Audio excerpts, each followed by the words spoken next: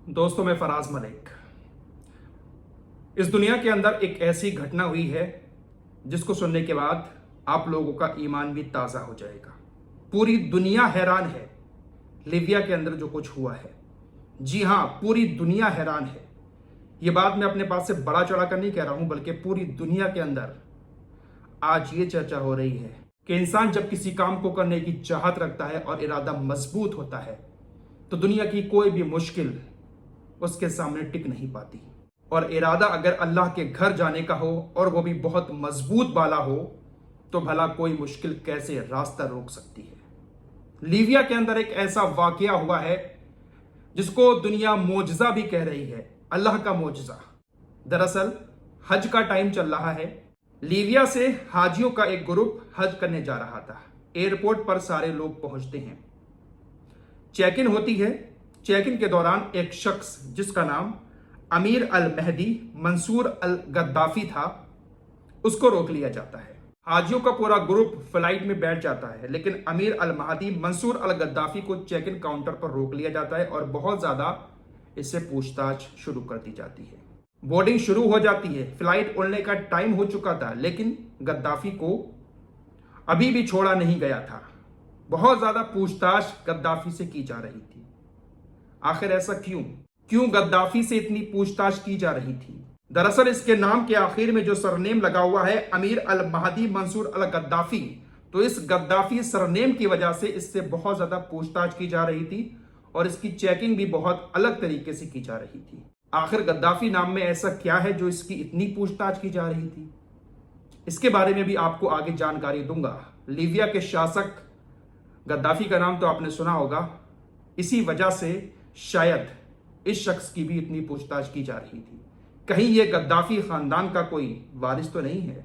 काफी देर तक इस शख्स की अधिकारियों से बहस होती रही। बोर्डिंग का टाइम हो गया। बोर्डिंग होने के बाद फ्लाइट का वक्त भी हो गया और फ्लाइट एयरपोर्ट से उड़ गई।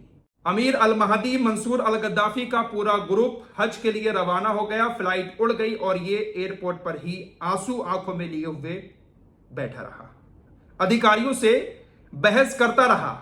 अचानक से अनाउंसमेंट होता है कि जो फ्लाइट अभी हज के लिए उड़ी थी उसमें कोई टेक्निकल इशू आ गया है, जिस वजह से दोबारा उस फ्लाइट को एयरपोर्ट पर उतारा जा रहा है।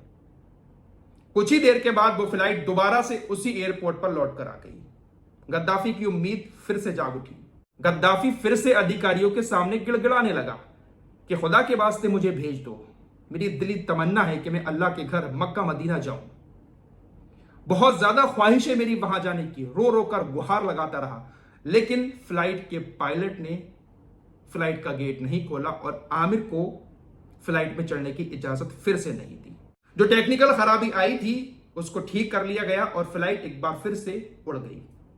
आमिर फिर मायूस होकर वहीं बैठा रहा, अधिकारियों से गुहार लगाता रहा कि मुझे जाने दो, कैसे भी करके मुझे वहां पर भेज दो। गुहार लगाता रहा, लेकिन अधिकारियों ने एक भी बात नहीं मानी। फिर अल्लाह का मोजज़ा देखिए। कुछ देर के बाद फिर अनाउंसमेंट होता है कि जो फ्लाइट टेक्निकल इशू की वजह से अभी उतरी थी, टेक्निकल इशू ठीक हो गया था, फिर से फ्लाइट उड़ी और फिर से वही खराबी आ गई फ्लाइट के अंदर। दोबारा से फिर से उसी फ्लाइट को उसी एयरपोर्ट पर उतारा गया और इस बार जब दोबारा से वो फ्लाइट एयरपोर्ट पर उतरी तो पायलट ने हाथ खड़े कर दिए।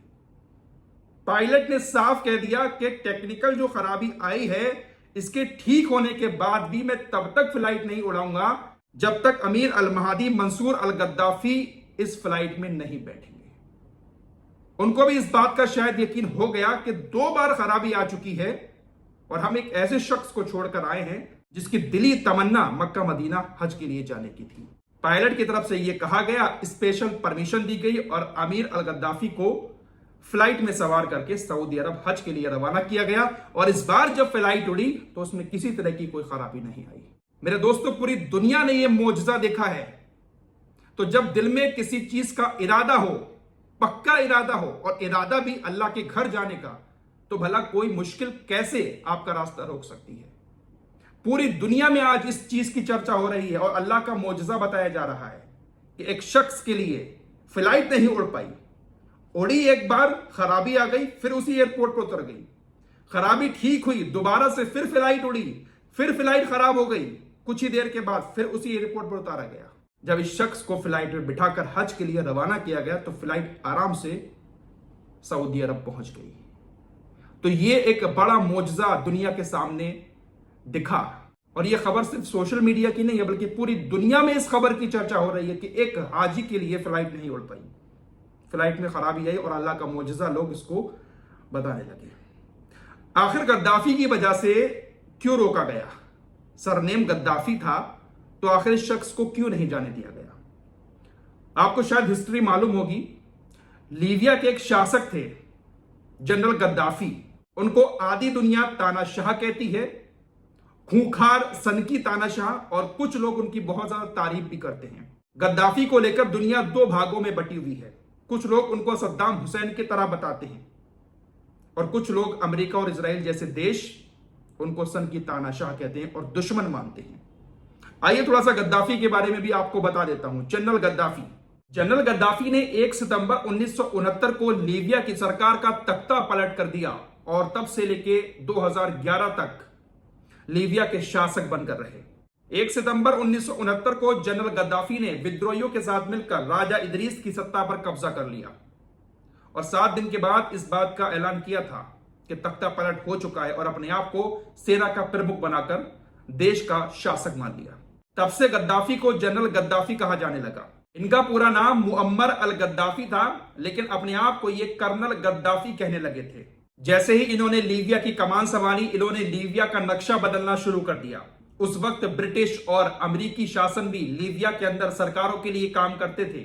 जैसे अभी भी कई देशों में अमेरिका की पकड़ है, तो ब्रिटिश शासन तो ज्यादातर हर देश के अंदर रहा है। तो जैसे ही गद्दाफी ने लीबिया की कमान संभाली, ब्रिटिश और अमेरिकी शासन को वहां से खत्म कर दिया।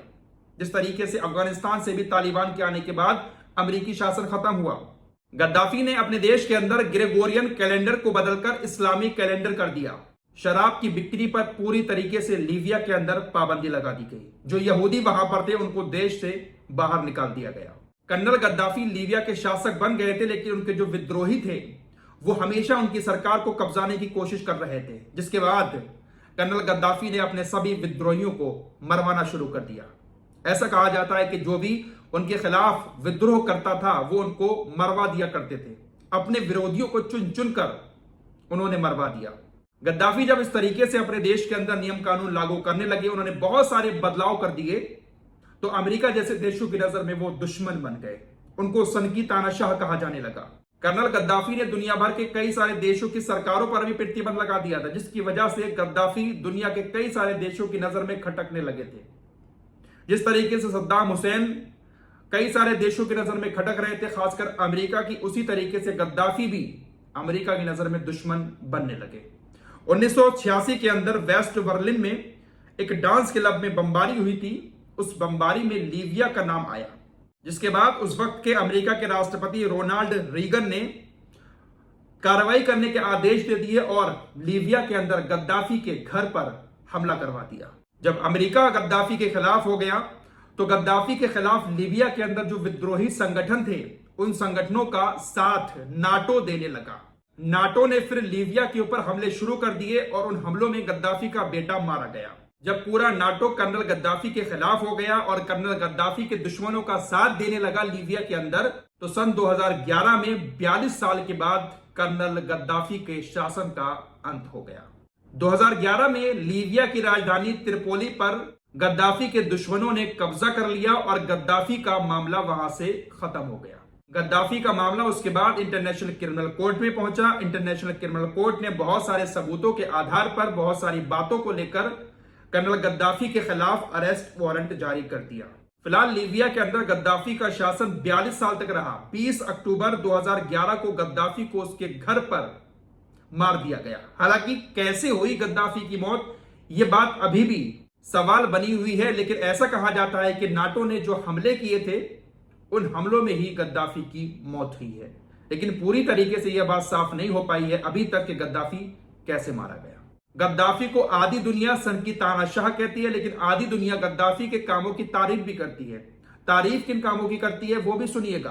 कर्नल गद्दाफी को खूंखार तो कहा जाता था, लेकिन कर्नल गद्दाफी अपनी जनता से बहुत ज्यादा प्यार करता था। लीबिया की सत्ता संभालने के फौरन बाद उन्होंने पूरे देश के लिए बिजली के बिल माफ कर दिए और पूरे देश में जब तक वो रहे फ्री बिजली लोग इस्तेमाल करते रहे। एक भी रुपया उनको बिजली का नहीं देना पड़ता था। कर्नल गद्दाफी ने अपने शासन में एक बात की कसम भी खाई थी कि जब तक वो अपने देश के हर एक नागरिक को अपना घर नहीं दे देंगे तब तक उनको सुकून नहीं मिलेगा और तब तक वो अपने माँ बाप के लिए भी घर नहीं बनाएंगे। कर्नल गद्दाफी ने अपना ही एक बैंक लीबिया के अंदर खोल लिया था और उस बैंक की एक खासियत यह थी कि उस बैंक से लीबिया का कोई भी शख्स अगर लोन लेता था किसी कारोबार करने के लिए तो उसको ब्याज नहीं देना पड़ता था। गद्दाफी की बैंक से जितना लोन लिया है उस लोन की जो रकम है वो वापस करनी होती थी।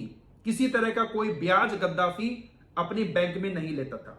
गद्दाफी के बारे में ऐसा भी कहा जाता है कि गद्दाफी हर एक शादी करने वाले जोड़े को $50,000 यानी तकरीबन 35 लाख रुपए भी देता था और जब बच्चे की पैदाइश होती थी तो बच्चे की और मां की देखभाल के लिए तकरीबन 3 लाख रुपए दिए जाते थे। गद्दाफी के बारे में और भी बहुत सारी बातें कही जाती हैं कि गद्दाफी अपने देश की जनता के लिए बहुत अच्छे काम करता था। फिलहाल आधी दुनिया गद्दाफी को अच्छा मानती है, आधी दुनिया गद्दाफी को सन की तानाशाह कहती है।